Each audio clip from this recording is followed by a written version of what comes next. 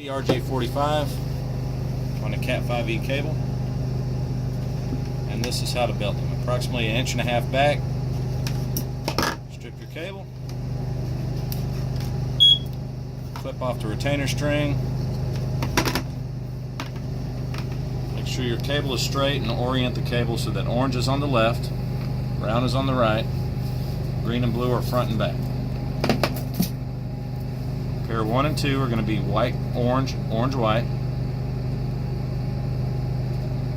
Pair 7 and 8, position 7 and 8, are going to be white, brown, brown, white. 3 and 6 are going to be white, green, and green, white. Positions 4 and 5, we go blue, white, and white, blue. In that order. 568B pinout. Pinch the cable about just above the jacket. Straighten out all the pairs.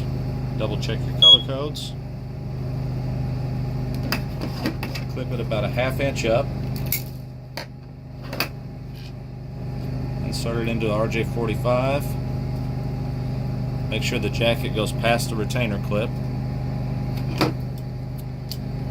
Give it a good push into the crimper. Crimp it while you're pushing down. There's the final cable, final connector.